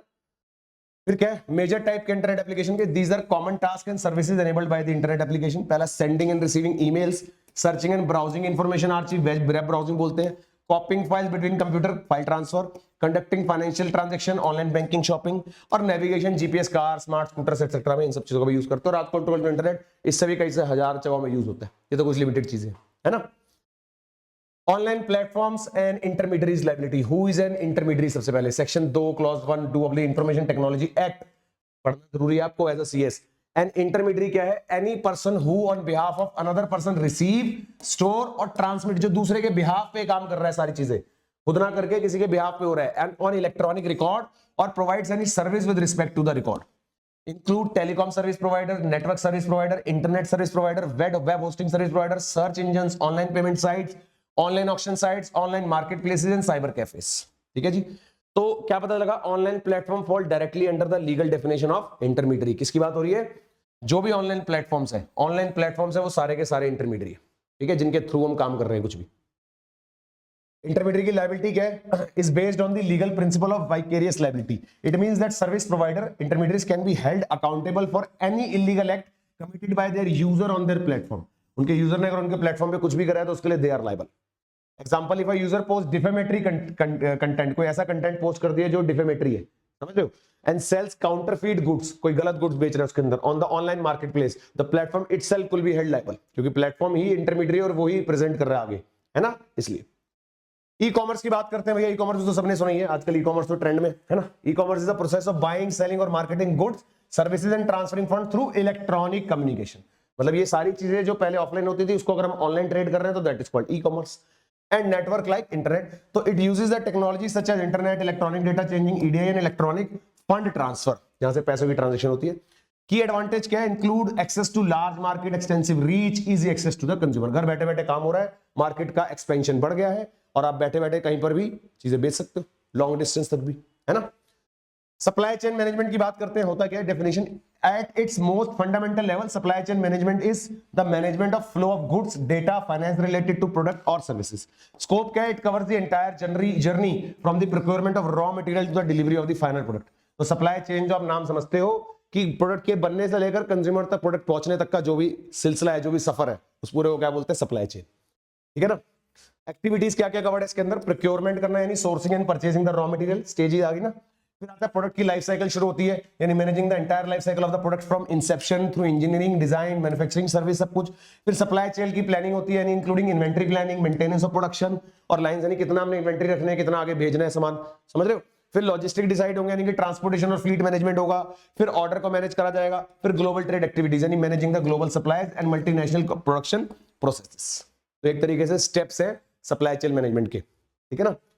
इंपॉर्टेंस क्या है? Good service supply chain management leads to productivity and efficiency improvement with directly impact the companies profitability, bottom line. यानी अगर जितना सप्लाई चेन आपका इफेक्टिव होगा, कंज्यूमर तक जितनी जल्दी चीज पहुंच रही होगी इजीली, उतना आपका कंपनी प्रॉफिटेबल होगी। It helps companies and avoid expensive product recalls and lawsuit by ensuring quality and traceability. तो क्वालिटी और ट्रेसेबिलिटी इंप्रूव होती है तो उतना ज्यादा कंपनी को प्रॉफिट होता है। 5 पार्ट्स देखते हैं सप्लाई चेन के: प्लानिंग, सोर्सिंग, मैन्युफैक्चरिंग, डिलीवरिंग और रिटर्निंग। सबसे पहले planning. To get the best result of SCM, the process usually begins with planning to match the supply with customer and manufacturing demand. भैया जो भी supply customer की यानी जो मार्केट में डिमांड है उसके हिसाब से मैच करना। फिर सोर्सिंग है, efficient SCM process rely very heavily on strong relationship with supplier. Sourcing entails working with vendors to supply the raw material needed throughout the manufacturing process. फिर manufacturing जो main काम है, at the heart of the supply chain management process, company transforms raw material using machinery, labour, other external factors to something new. Input को convert करते हैं इन सब चीजों को यूज करके, फिर डिलीवर करती है। Once product are made and sales are finalised, company must get the production into the hands of its customer, तक सामान पहुंचाती है। रिटर्न, अगर पसंद ना आए तो रिटर्न का भी क्राइटेरिया होना चाहिए पूरा, है ना। अमेजॉन पे या सब पे ऑर्डर करते हो, क्या करते हो? रिटर्न कर देते हो, पसंद नहीं आता तो वो भी उनका एक पार्ट है सिस्टम का। The supply chain management process conclude with support for product and customers returns, इसके लिए भी प्रॉपर प्रोसेस है। कस्टमर्स रिलेशनशिप मैनेजमेंट, सीआरएम, एक सीआरएम बनाना जरूरी है ऑर्गेनाइजेशन में, क्योंकि जब कस्टमर आएंगे तो अब सब कुछ हो गया, लेकिन जब कस्टमर आएंगे तो उनको कैसे मैनेज करना है, समझ गए। तो कस्टमर्स को भी मैनेज करने के लिए पूरा सॉफ्टवेयर, पूरा सिस्टम डेवलप होता है, that is known as CRM. तो CRM is customer relationship management, is a technology for managing all your company's relationship and interaction with the customers. Customer के साथ जो भी इंटरेक्शन हो रहा है, जो भी रिलेशनशिप है, उस सबको मैनेज करना। एंड पोटेंशियल कस्टमर्स, गोल क्या है? The simple goal is to improve the business relationship. A CRM system helps companies stay connected to the customers, streamline process and improve the profitability. ठीक है जी, है क्या ये? It helps you focus on your organisations relationship with individuals, service suppliers throughout the entire life cycle with you. पूरा जो भी life cycle होती है बिजनेस की, यानी जब आप कस्टमर के साथ आपका जो भी रिलेशनशिप है, गुड्स को सप्लाई करने से लेकर डिलीवर करने से लेकर, कई कंटिन्यूस सर्विसेज होती है, तो थ्रू आउट लाइफ जो आपका कस्टमर के साथ रिलेशन रहता है। This include finding new customer, winning their business and providing support and additional services through out the relationship. पूरे रिलेशनशिप में कस्टमर के साथ जो पूरा डीलिंग का प्रोसेस है उसको बोलते हैं सीआरएम, ठीक है ना। मेन कैटेगरीज कौन सी है इसमें? कोलैबोरेटिव सीआरएम सिस्टम आता है। कोलैबोरेटिव में क्या है? Ensure all teams have access to the same up to date customer data, no matter which departmental or channel they work in. फिर ऑपरेशनल सीआरएम आता है। Operational CRM helps in streamline a company's process for customer relationship, they provide tools to better visualize and more efficiently handle the full customer journey, even when it include a high number of the touch points. तब भी फिर analytical CRM system. Analytical CRMs have the primary focus on helping analysis of the customer data in order to gain the important insight. तो analytical में क्या करते हैं, हम important insight पता लगाने के लिए करते हैं काम इसको यूज, ठीक है ना। तो ये CRM के अंदर यूज होने वाले कैटेगरीज है।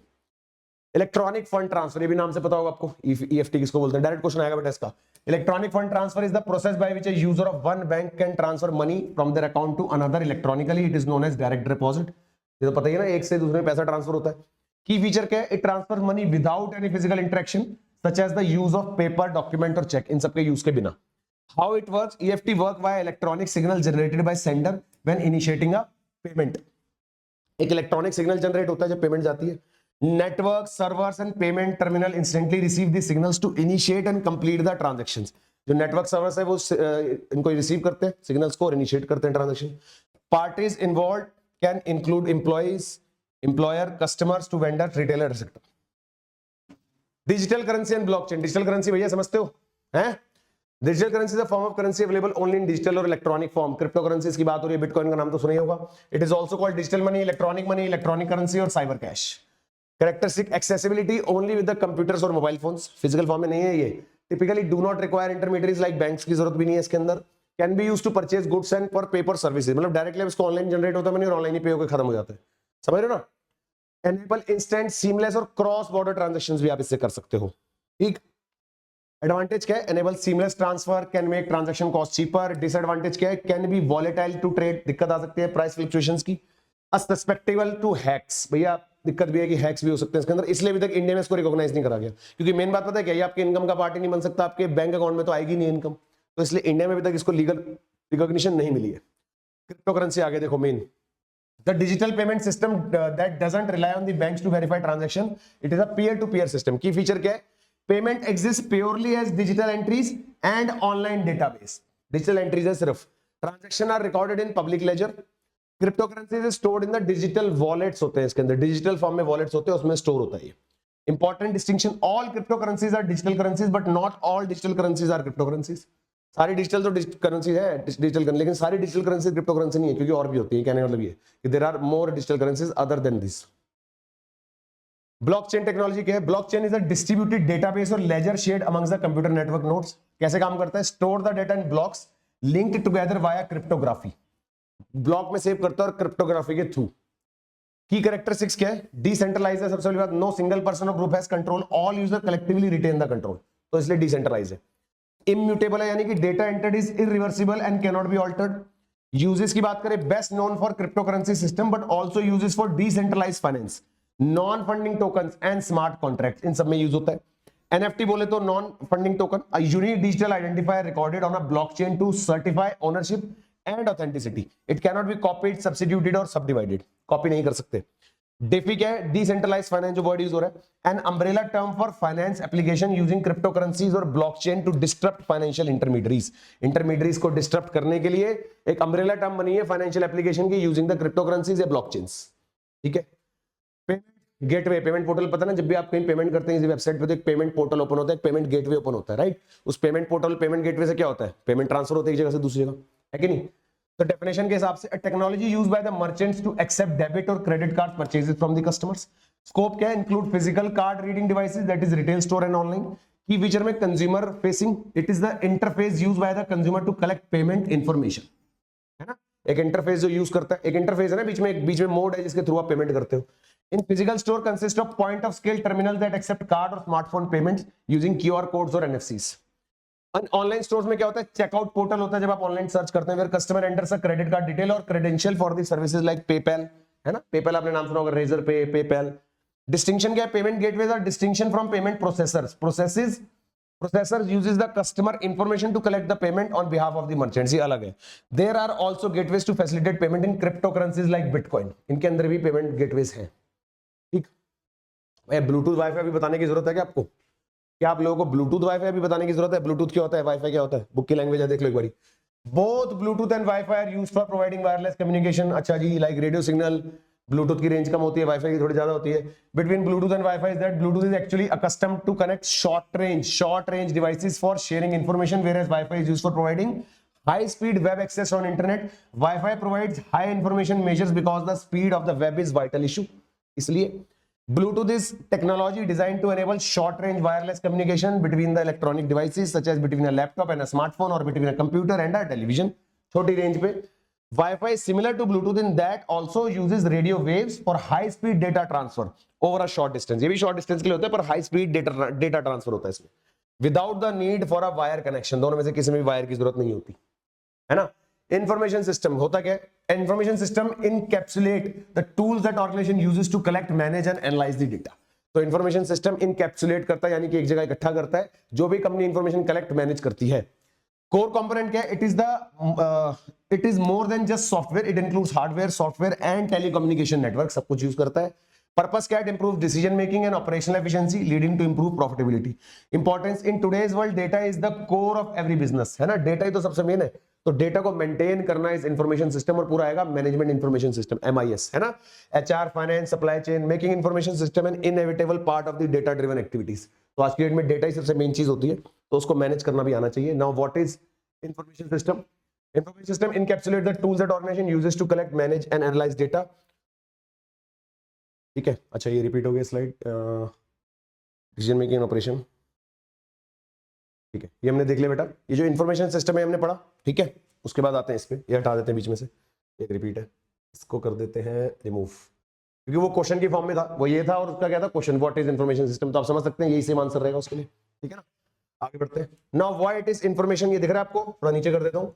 क्या लिखा है? Why information system are useful for companies secretary in business management. Direct question और लिखा ही हुआ आपके सामने. कह रहा है इंफॉर्मेशन सिस्टम यूजफुल क्यों है कंपनी सेक्रेटरी के लिए बिजनेस मैनेजमेंट में. बिजनेस मैनेजमेंट में इंफॉर्मेशन सिस्टम, कंपनी सेक्रेटरी क्या करेगा उसमें, आप लोगों के प्रोफेशन में इसका क्या यूज है, तो देखते हैं जरा जल्दी से, है ना. Let's see. तो सबसे पहले efficient functioning. In order to achieve the higher profitability for your business, it is essential to improve the efficiency of the business operations continually. Business operations की एफिशिएंसी कॉन्टिन्यूअस बेसिस पर improve होती रहनी चाहिए. This is possible to do by continuously storing the correct amount of stock, so that you can always give your customers what they want. तो correct amount of stock आपको अपने पास रखना है, और इसको मैनेज करना आप इंफॉर्मेशन सिस्टम के थ्रू ही कर सकते हो, है ना. New product, service and business models. For businesses to make new products and services, information system plays a crucial role. अगर कोई न्यू इंफॉर्मेशन है, न्यू प्रोडक्ट है, so information system helps create the new business models. These can describe how a company produce, design and sell their product. जब आप नए product में enter करोगे तो सारी इंफॉर्मेशन चाहिए आपको. इंफॉर्मेशन सिस्टम ही तो हेल्प करेगा कि नए प्रोडक्ट में कैसे एंटर करें, कैसे डिजाइन करें, कैसे प्रोड्यूस करें. फिर बिहेवियरल चेंजेस अगर कोई होते हैं वो आपको इंफॉर्मेशन सिस्टम से पता लगेंगे. Like the information system can also help to communicate better between the employees and the employer. It works better as it store the information systematically, including documents and files in the folder that can be easily accessed and shared by the employees. This way it oversees the flow of information between the management and the lower level employees. Flow of information अच्छा हो जाता है जब इनके बीच में ऐसा होता है, फ्लो ऑफ इंफॉर्मेशन अच्छा हो जाता है. ठीक है जी, बात समझ आई बेटा. उसके अलावा और क्या होता है? बेटर डिसीजन मेकिंग, है तो नाम से पता लग रहा है. Information system assist manager in creating informed decision with the help of real time data को हम यूज करके डिसीजंस ले पाते हैं. Continuously making informed decision improve the decision power and avoid wastage of the time looking for information. हमें information के लिए जो टाइम लगाना है वो नहीं होता. इंफॉर्मेशन सिस्टम आपने अगर सही से मैनेज करा हुआ है तो आपको इजीली एफिशिएंट इंफॉर्मेशन मिलेगी, जिससे आप डिसीजंस क्विक और बेटर ले पाओगे. Store and analyze the information. Most information system functions as a delivery vehicles for data stored in the database. Database support the operational and management aspect of the business. Database बहुत ज्यादा important है. Database आपका जितना strong है, business उतना strong है. With the database, the collected data is stored and organized. Example, database include employee record, product catalogs. Employee का record और product का catalog सब store करके रखेंगे ना, तो इससे आपको help मिलेगी, है ना. Simplifying business process. The integration of information system in a business enables easier management of certain businesses processes to save on time and the labor. For instance, buyer can have a seamless shopping experience. जितना अच्छा उसका क्या होगा? An online retailer, as they can select a particular product display based on the best selling items. करते हो ना आप select best selling में से, prices, ranges and customer ratings. तो simplify कर देता है business process को. तो वो सब क्या है? Data storage का ही तो काम है, information system का ही तो काम है ना. और उसके अलावा new product and services. Any company is looking to improve and secure the future must establish a broader perspective with the use of well-designed and coordinated information system. तो जब आप न्यू प्रोडक्ट और सर्विसेज में जाते हैं, तो हमने पहले ही बात करी थी, तो उतना आपको अपना इंफॉर्मेशन स्ट्रॉन्ग करना है। Information system makes it easier to analyse the independent process such as information to produce valuable product और services and organise work activities. तो आप वैल्यूएबल प्रोडक्ट और सर्विसेज बना पाओगे अपनी ऑर्गेनाइजेशन में और ऑर्गेनाइज तरीके से वर्क एक्टिविटीज कर पाओगे बेटा। बात समझ आई मेरी? चलो उसके बाद देखते हैं MIS, management information system. Management information system is the study of people, technology, organization and relationships among them. It is a people oriented field with an emphasis on services through technology. On a service through technology. Function क्या है? The system gathers data from internal and external source of organization. It provides reliable, complete and understandable information to managers for effective decision making. Importance क्या है? MIS has become necessary for every organization to facilitate work procedures, improve efficiency and productivity and enhances the overall performance. तो बेटा MIS जो है information system का ही एक advance version हमने पढ़ा है, मैनेजमेंट इंफॉर्मेशन सिस्टम, कि जिसके अंदर हम क्या करते हैं, लोगों को स्टडी करते हैं, टेक्नोलॉजी को, ऑर्गेनाइजेशन को, रिलेशनशिप उनके बीच में डेवलप करते हैं और उसको एक इलेक्ट्रॉनिक तरीके से मैनेज करा जाता है इन सब चीजों को, ठीक है ना। एक पीपल ओरिएंटेड फील्ड है with emphasis on services through technology. Technology का यूज करते हुए इन सब रिलेशनशिप को, जो इन लोगों के आपस में बीच में कनेक्शन है, रिलेशनशिप है, इनको स्ट्रॉन्ग करा जाता है, ठीक है ना। बात समझ आई बेटा एमएस के बारे में? तो बच्चों को बढ़िया से चलो और देखते हैं। ब्रेकिंग डाउन द एक्रोनिम, मतलब समझते हैं तीनों है ना। मैनेजमेंट इंफॉर्मेशन सिस्टम, देखो management is the art of getting things done through and with the people in formally organised group. Management का मतलब क्या है? लोगों से काम करवाना ऑर्गेनाइज तरीके से। Information is data that is processed and presented in the form which assist decision making. It may contain an element of surprise, reduce uncertainty and to provoke the actions. ये सब चीजें हो सकती है इंफॉर्मेशन में। System क्या है? Integrated set of component of collecting, processing and storing the information. एक इंटीग्रेटेड सेट ऑफ कंपोनेंट का, इसके अंदर हम कलेक्ट करते हैं, प्रोसेस करते हैं और स्टोर करते हैं इंफॉर्मेशन को, ठीक है बच्चों। Now utilisation of MIS in the Indian business scenario. Indian business scenario में कैसे यूज करा जाता है, फटाफट से। Management information system can be utilised in below mentioned manners for more efficient utilisation of such information system. पहला business communication system. Part of the management is gathering and distributing the information, and information system can make this process more efficient by allowing managers to communicate. Managers to communicate करने के लिए एक अच्छा source, एक अच्छा medium है ये, ठीक है ना, इसलिए help करता है। और rapidly business operations management, how the company's operations are being managed are highly dependent on information such company manager possess. किस तरीके से कंपनी मैनेज हो रही है, किस पे डिपेंड करेगा कि किस तरह से इंफॉर्मेशन उस कंपनी के पास है, उस तरीके से, है ना, वो बेटर हमें पता लग पाएगा कंपनी के ऑपरेशंस कैसे। कंपनी के डिसीजन मेकिंग में the company information system can help decision makers to make better decision by delivering all the information one need and may by modelling the result decision taken. The decision involves choosing a course of action from the several alternatives and carrying out the corresponding task. बहुत सारी, और जब हमारे पास alternatives होते हैं उनको manage करा जाता है और सही डिसीजन लिया जाता है और कॉरस्पॉन्डिंग टास्क को करा जाता है।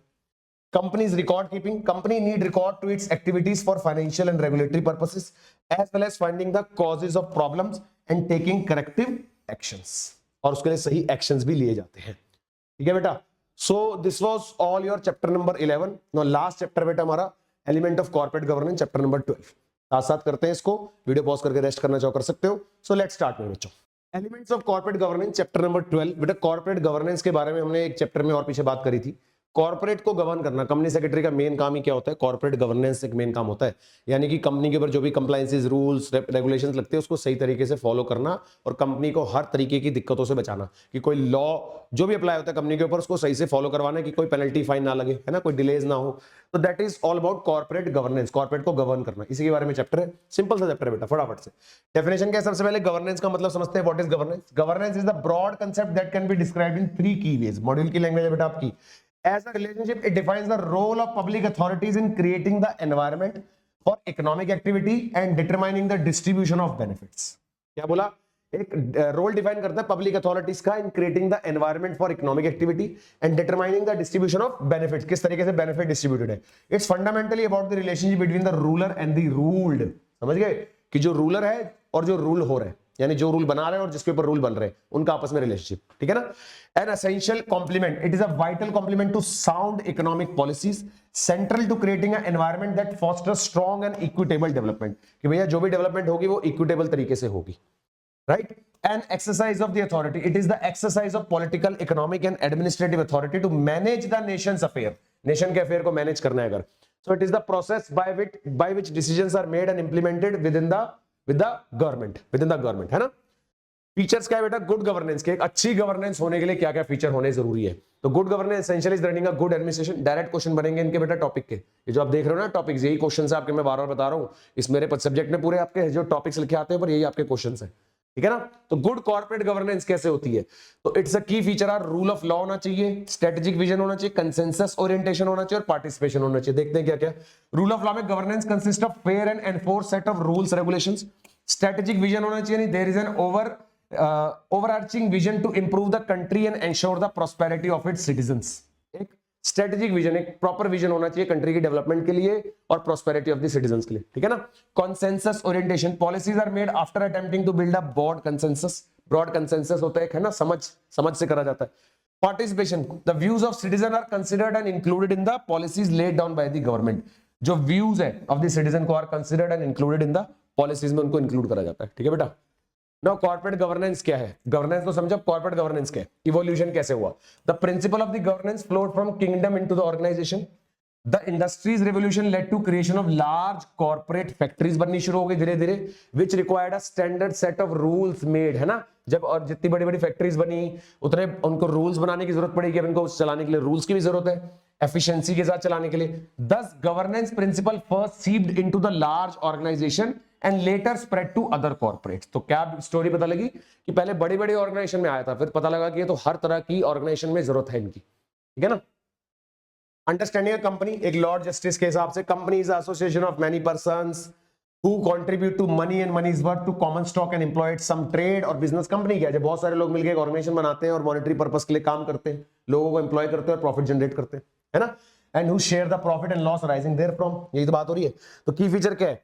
Formed by association of person share holders who contribute the capital, engages in the business or trade to earn the profit। कोई ना कोई बिजनेस होता है, ट्रेड होता है।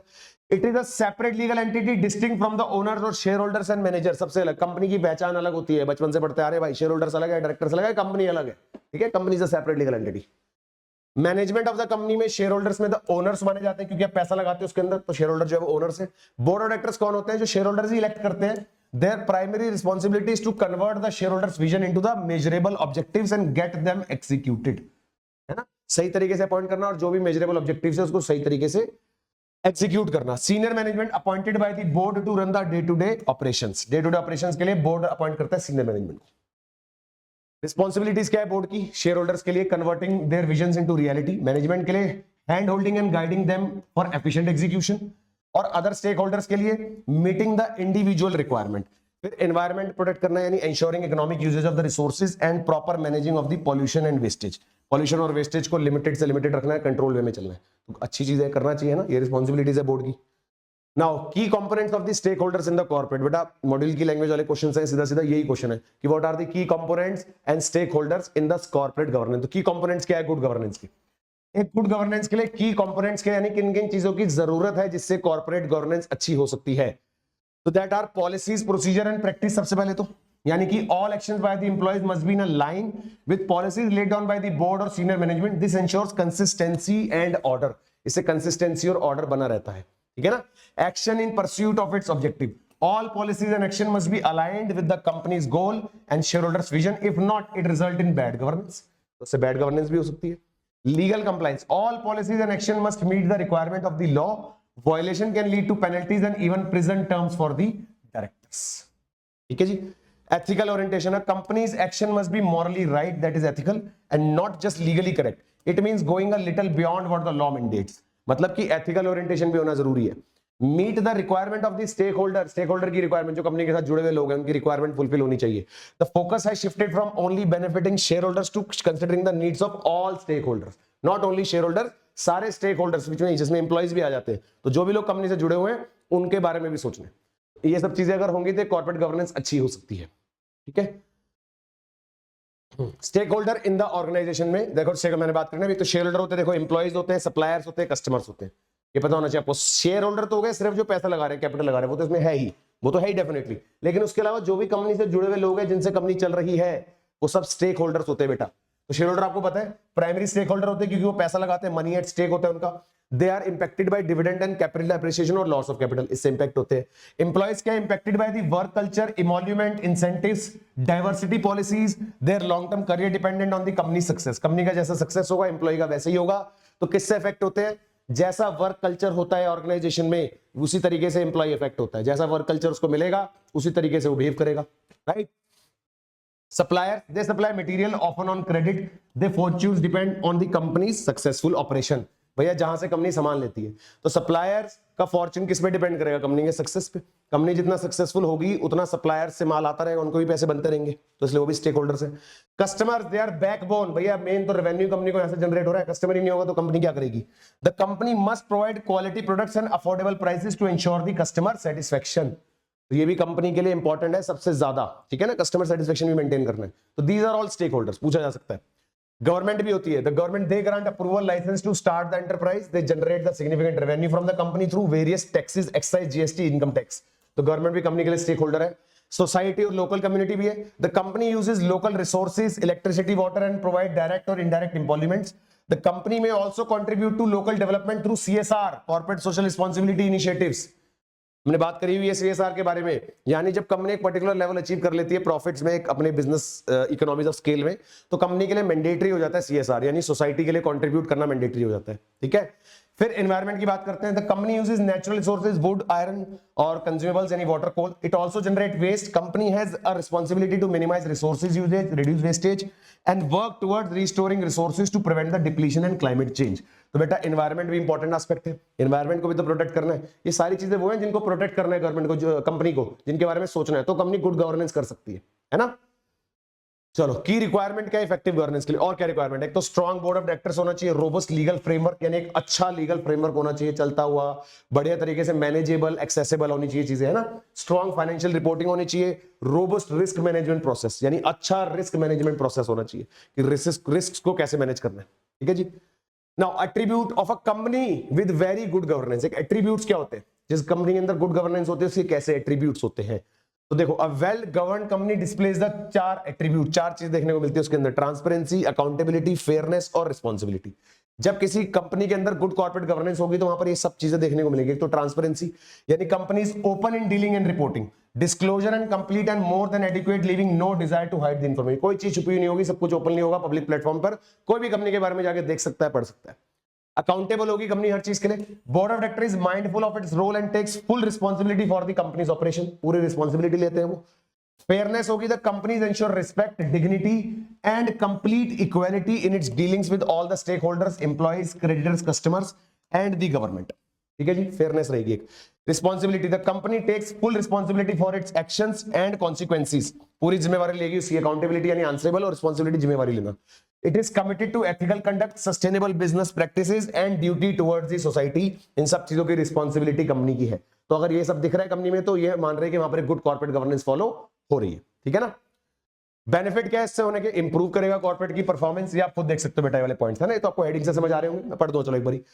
कंपनी की परफॉर्मेंस इंप्रूव होगी, एनहांस करेगा, इन्वेस्टर्स का ट्रस्ट बढ़ेगा ज्यादा से ज्यादा। जितना कंपनी के अंदर कॉर्पोरेट गवर्नेंस अच्छी होगी, जो भी कंपनी में पैसा लगाने जा रहा है इन्वेस्टर, उसका भी ट्रस्ट ज्यादा बढ़ेगा, डेवलप होगा, है ना। Better access to the global market, globally आपकी एक पहचान बढ़ेगी, ग्लोबली भी आप पैसा लगा सकते हो, पैसा आपके पास कोई लगा सकता है, right. Elimination of the fraudulent और करप्ट पॉलिसी प्रैक्टिसेस, जितने भी कंपनी के अंदर फ्रॉडुलेंट या करप्ट प्रैक्टिसेस है वो सब एलिमिनेट हो जाएगी, खत्म हो जाएगी, जिससे आप फ्री माइंड से आप अपना बिजनेस कर सकते हो without fear of any fine, penalties और पनिशमेंट्स, है ना। तो इन सबसे आप बच सकते हो, सारे समझ आ रहे होंगे। It lead to long term prosperity, sustainability, enhance investor trust, में ट्रांसपेरेंसी होती है, डिस्क्लोजर होता है, तो इन्वेस्टर को सेफ फील होता है, वो पैसा लगाता है लॉन्ग रन के लिए।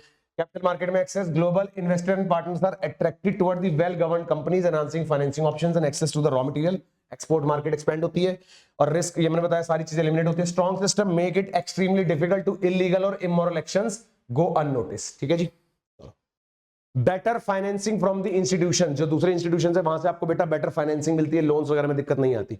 Financial institutions are more willing to offer finance to a lower cost well governed companies. आपकी कंपनी सही से गवर्न नहीं है तो कोई आपको लोन नहीं देगा, सीधी सी बात है ना। कॉन्फिडेंट है अपने सक्सेस में, this creates a positive cycle of lower cost and higher profits, इससे आपके प्रॉफिट्स बढ़ते हैं। Reduce risk of scandals and crises. A strong governance culture prevents scandals related to huge losses, misappropriations और wrong financial reportings. ये सब चीजों से आप बचते हैं। enhance enterprise value. The entire investor community takes note of well-governed company, increasing demand for its shares and pushing up its overall business value, which benefit all the investors. सारे investors को उससे फायदा होता है, ठीक है जी. Corporate governance and the ancient Indian scripts. Ancient Indian scripts में भी इसके बारे में mentioned है. There is a strong similarity between the governance of ancient kingdoms and modern corporation. कह रहा है कि पहले जो kingdoms के अंदर governance होता था kingdom time में और आज के डेट में जो governance है इसमें बहुत सारी similarities हैं, है ना. Our ancient scripts like Vedas, Upanishads and epics are filled with the directives on ethics and good governance. मतलब उसके अंदर भी हमने ethics और good governance के बारे में mention कर रखा है. Kautilya's अर्थशास्त्र. This famous treatise lays down the 4 primary duties of the king. सोचो इसके अंदर क्या बता रखा है. उस समय किंगडम वाला टाइम था, जब राजा महाराजा वाला टाइम, तो वही होते थे जो कंट्री को गवर्न करते थे, राइट. तो उनके भी लिखे हुए उनकी ड्यूटीज की क्या क्या उनको करना है, निभाना है. तो ऐसे ही कंपनीज के अंदर आज की डेट में लिखा होता है गवर्नेंस में कि ये करना है ना. तो देखते हैं, these duties can be directly applied to modern companies by substituting the king with the board of directors and subjects with the stakeholders. ठीक है जी. तो ये सब चीजें आप उसमें देखोगे. रक्षा, वृद्धि, पालना, योगेशमा. रक्षा मतलब प्रोटेक्शन, फिर growth, maintenance of compliance, wellbeing. With reference to companies के अंदर अगर हम बात करें, risk management system, enhancement of shareholders value, compliance with the law और कॉर्पोरेट सोशल रिस्पॉन्सिबिलिटी. तो ये सारी बातें रिफ्लेक्ट करते हैं बिल्कुल सेम पुराने हमारे जो पहले के एंशिएंट स्क्रिप्चर्स है उसके अंदर, ठीक है ना, पुराने वाले. तो पहले से मतलब चलता आ रहा है गुड कॉर्पोरेट गवर्नेंस का कांसेप्ट, ऐसा नहीं कि न्यू है. Government guidelines for responsible business conduct. Government की क्या गाइडलाइंस है, गवर्नमेंट क्या कहते हैं कि क्या करना चाहिए, ठीक है. तो 2019 में ministry of corporate affairs, the government of India release a notification guidelines and responsible business conduct, NGRBC. These guidelines contains 9 principles से that all the business should follow. तो बेटा इसके अंदर 9 principles थे जो सब कंट्री सारी कंपनीज को फॉलो करने चाहिए फॉर गुड कॉर्पोरेट गवर्नेंस. पहला तो ethics and transparent. Ethical and transparent होना चाहिए आपका बिजनेस, सही होना चाहिए और ओपन होना चाहिए, कुछ छुपाना नहीं चाहिए, हाइड इन्फॉर्मेशन वाला केस नहीं होना चाहिए. Businesses should conduct themselves with the integrity in manner that is ethical, transparent and accountable. फिर sustainable and safe product. ऐसा कोई प्रोडक्ट नहीं बनाओगे जिससे एनवायरनमेंट को नुकसान हो रहा हो या फिर आप रिसोर्सेज को एग्जॉस्ट कर रहे हो, है ना. Businesses should provide a goods and services in a manner that is sustainable and safe. फिर well-being of the employees के बारे में भी सोचना है. Businesses should respect and promote the well-being of the employees, including those in the value chain, example suppliers. ठीक है. Responsiveness to the stakeholders. Businesses should respect the interest and of the responsiveness of all their stakeholders. हम बात कर चुके हैं पीछे, है ना. गुड कॉर्पोरेट गवर्नेंस के एसेंशियल्स में पढ़ा था कि स्टेकहोल्डर्स के इंटरेस्ट को प्रोटेक्ट करना है, right. Respect human rights. Human rights को नहीं भूलना भैया, जो भी ह्यूमन राइट्स उनको प्रोटेक्ट करना है. Businesses should respect and promote human rights. और ये 6th वहां पे चला गया, है ना. Protect environment. Businesses should respect and make efforts to protect and restore the environment. ठीक है बेटा. ये 7 है, ये 8 है, फिर ये 9 है. 7 में क्या आ गया, responsible policy engagement. Responsible policy engagement आ गया, ठीक है. ये हमारे पास 7 है, ये 8 है, नहीं 6, या सॉरी तो 6 ही है. ये 7 है, ये 8 है, ये 9 है, ठीक है जी. चलो तो क्या पढ़ा हमने, रिस्पेक्ट ह्यूमन राइट, यानी business should respect and promote the human right. फिर 6th के प्रोटेक्ट द एनवायरनमेंट. भैया एनवायरनमेंट को भी प्रोटेक्ट करना है. Businesses should respect and make efforts to protect and restore the environment. Next है responsible policy engagement. When influencing public and regulatory policy, business should do so in a responsible and transparent manner में काम करना है, ठीक है जी. Inclusive growth होनी चाहिए. Businesses should promote inclusive growth and equitable development होनी चाहिए, यानी सब जगह इक्वल डेवलपमेंट. ऐसा नहीं कि किसी एरिया में होगी किसी में नहीं होगी. वैल्यू टू द कस्टमर होनी चाहिए. Businesses should engage in with provide value to their customers in a responsible manner. The government regulator ensured companies in the following good governance by enacting rules and creating a legal framework, seeking report from the companies themselves to monitor compliance. ठीक. Legal framework क्या है corporate governance के लिए, देखते हैं. A robust framework in the key requirement for good corporate governance in India. The primary regulations क्या है, एक तो कंपनीज एक्ट भैया 2013 एप्लीकेबल होता है सारी कंपनीज के ऊपर, क्योंकि इंडिया में कोई भी कंपनी रजिस्टर्ड होगी तो एज पर कंपनीज एक्ट 2013 ही होगी. सेबी के लिस्टिंग रूल्स लग जाएंगे अगर लिस्टिंग कंपनीज होगी तो, है ना. Listing obligation and disclosure requirement, LODR बोलते हैं, 2015 specifically for the companies listed on stock exchange. फिर सेक्टोरल रेगुलेशन जैसे RBI for banks, NBFCs, IRDA for insurance companies, और भी बहुत सारी अथॉरिटीज हैं. तो there are different authorities as per the requirement of the companies. पर कंपनीज एक्ट तो लगा लो सबके ऊपर एप्लीकेबल है, ठीक है ना. की provisions in the companies act के अंदर बात करें तो क्या है, जो हमारा मेन जो आपको पढ़ना आगे, जो आपके इसका पार्ट है, सिलेबस का, आपके करियर का पार्ट है, कि कंपनीज एक्ट के अंदर गवर्नेंस से रिलेटेड क्या लिखा हुआ है. तो कंपनीज एक्ट में क्या लिखा है, appointment of directors, rules for appointment and tenure of independent director and mandatory appointment of women director in the board. ये गुड कॉर्पोरेट गवर्नेंस के बारे में लिखा है. की मैनेजरियल पर्सन होने चाहिए, यानी कि mandatory appointment of whole time KMPs लाइक CEO, CFO and company secretary, मैंने बताया था ना company secretary is a KMP, तो इनका अपॉइंटमेंट मैंडेटरी है कंपनी में। परफॉर्मेंस इवैल्यूएशन होना चाहिए, mandatory performance evaluation of the board and individual directors. Enhancement disclosure होना चाहिए, यानी greater disclosure in the board report, annual return and directors report. फिर सेक्रेटरियल स्टैंडर्ड्स को सही से फॉलो करना है, यानी compliance with the mandatory secretarial standards issued by ICSI. जो आईसीएसआई आपके इशू करता है secretarial standards, means application of the all the compliances, उनको सही से फॉलो करना है बेटा। फिर आता है related party transactions, strict rules on ensure the fairness, क्योंकि ये माना जाता है कि जो भी पार्टीज रिलेटेड है, जो कंपनी से किसी ना किस तरह कनेक्टेड है, उनके साथ आपकी ट्रांजैक्शन फेयर नहीं होगी, तो रिलेटेड पार्टी ट्रांजैक्शन के डिस्क्लोजर्स होते हैं वो प्रॉपर देने, ठीक है ना। Vigil mechanism, proper establishing a mechanism for whistle blower to respect the genuine concerns, कि अगर कोई दिक्कत होती है कंपनी में तो एक विसल ब्लोअर मैकेनिज्म होना चाहिए, यानी कि उसकी रिपोर्टिंग होनी चाहिए फटाफट से, कि कोई भी पर्सन अगर कुछ गलत होता हुआ देखता है, अनएथिकल, इमोरल कुछ भी देखता होता हुआ, तो वो उसको आगे रिपोर्ट करेगा, ठीक है ना। उसके बाद आता है मैंडेटरी कमेटीज है कुछ, जिन कमेटीज का एस्टेब्लिशमेंट जरूरी है। Constitution of committees like nomination and remuneration committee, corporate social responsibility committee. फिर आता है auditors rotation, mandatory rotation of individual auditor in auditor firms to ensure the independence. तो ऑडिटर्स का रोटेशन होना जरूरी है, हर साल हर फाइनेंशियल ईयर में ऑडिटर्स रोटेट होते हैं ना। सेक्रेटरियल ऑडिट होना जरूरी है, मैंडेटरी ऑडिट जो कंपनी सेक्रेटरी इन प्रैक्टिस करता है फॉर लार्जर कंपनीज के लिए, ठीक है ना, जहां पर ये चेक करता है कंपनी सेक्रेटरी की सारे कंप्लायंस सही से फॉलो हो रहे कि नहीं हो रहे, मैंडेटरी है। NFRA, constitution of the national finance reporting authority for independent oversight of the auditors, एक इंडिपेंडेंट होती है ओवरसाइट ऑडिटर्स की, तो वहां पर एनएफआरए होना जरूरी है। Separation of roles, separation of roles of chairperson and CEO for certain classes of the companies. E voting होना जरूरी है, mandatory e voting to facilitate general greater share holders participation के लिए ई वोटिंग होना जरूरी है, ताकि लोग ना भी आ पाए मीटिंग में तो कहीं से भी वो वोट कर सके। तो this is a good corporate governance जो कंपनीज एक्ट में बताया गया बेटा। नाउ की provision in SEBI LODR regulation, जो लिस्टेड कंपनीज के लिए रेगुलेशंस है फॉर गुड कॉर्पोरेट गवर्नेंस, की प्रोविजन, डायरेक्ट क्वेश्चन आएगा इसका अगर आएगा तो, कि लिस्टेड कंपनीज के लिए सेबी की क्या रेगुलेशंस है फॉर गुड कॉर्पोरेट गवर्नेंस, ठीक है ना। तो देखते हैं, these regulations apply to listed companies and lay down the detail provision on, एक तो बोर्ड का composition, specify the number of independent directors और बोर्ड डाइवर्सिटी एटसेट्रा, पहला। दूसरा, बोर्ड की committees, detail requirement for composition and functioning of the committees like audit committee, nomination and remuneration committee, stake holder relationship committee etcetera.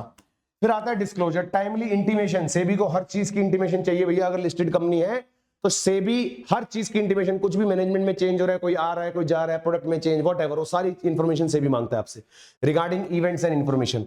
Board का process, requirement for board meeting agenda and minutes, इन सब के बारे में भी सेबी आपसे disclosure, नाम ही क्या, लिस्टिंग एंड डिस्क्लोजर रिक्वायरमेंट्स, तो बेटा डिस्क्लोजर हर चीज का देना होता है सेबी को, ठीक है ना। फिर वेबसाइट की requirement, mandatory information to be displayed on the, company की वेबसाइट पे हमेशा रहनी चाहिए public display, publicly available information. Policy सही से फॉलो की, requirement to adopt and disclose various policies, example related party transaction, vigil mechanism policies, तो ये सारी पॉलिसीज को आपको सही से अडॉप्ट करना है और डिस्क्लोज करना है कि किस हद तक आपने इन पॉलिसीज को फॉलो करा है, ठीक है ना।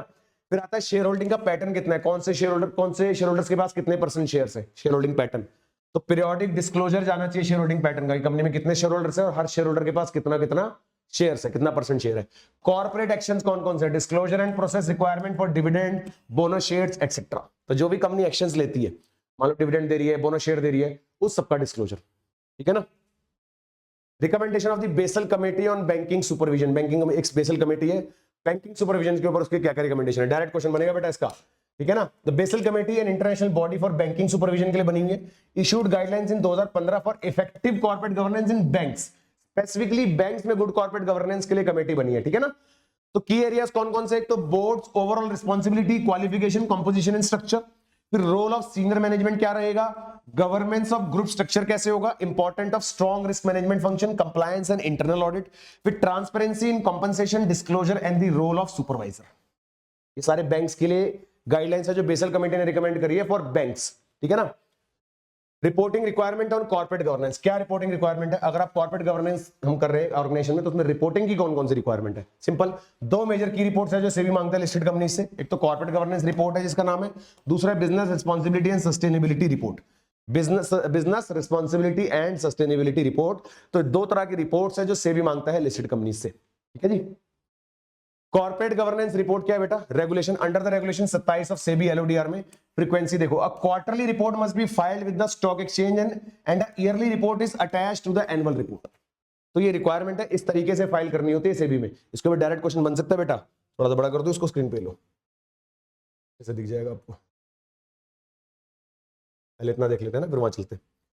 तो क्या समझ आया? एक तो रेगुलेशंस कौन कौन सी, फिर फ्रीक्वेंसी मैंने बताया, contents, these report contain detail on composition of board and it committees, meeting of the board of directors की कब कब मीटिंग हो रही है और कमिटीज की कब कब मीटिंग हो रही है, और रिलेटेड पार्टी ट्रांजेक्शन, ये सारी इंफॉर्मेशन होनी चाहिए बेटा इसके अंदर। यहां देखते हैं डिटेल ऑफ सीनियर मैनेजमेंट आएगा इसमें, और remuneration of the auditors, meeting of the share holders and general share holders में इंफॉर्मेशन। पर्पस क्या है? To enlarge the disclosures which improve the transparency and allows for better monitoring by investors and regulators. ठीक है जी, तो इसके लिए होती है हमारी कॉर्पोरेट गवर्नेंस रिपोर्ट। बात समझ आ गई अच्छे से? तो ये सारे हमने बेटा कुछ इंपॉर्टेंट टॉपिक बड़े तरीके से डिस्कस करें चैप्टर में। सो आई होप चैप्टर 11 और चैप्टर 12 दोनों क्लियर हो गए बच्चों, बढ़िया तरीके से रिवीजन हो गई है, एग्जाम में फोड़ के आना है मेरे बच्चों। सारी चीजें डिटेल में, जो जो टॉपिक्स मैंने आपको बताए हैं यही डायरेक्ट क्वेश्चन है, मैं कई बार बोल चुका हूं। जो भी टॉपिक्स हमने पढ़े उनके डायरेक्ट क्वेश्चन आने वाले हैं एग्जाम में, समझ गए? की हेडिंग्स जो आपके मॉड्यूल में टॉपिक्स की है वही टॉपिक आपसे उठा के पूछा जाएगा, ये देख लेना आप साफ साफ बात। ठीक है जी, शॉर्ट नोट की फॉर्म में या लॉन्ग क्वेश्चन की फॉर्म में सारी चीजें डिटेल में पूछी जाएंगी। तो आई होप सारी चीजें बढ़िया तरीके से क्लियर हो गई है। मिलते हैं बच्चों नेक्स्ट, तब तक के लिए मेरे बच्चों keep learning, keep shining and keep growing. All the best, bye bye.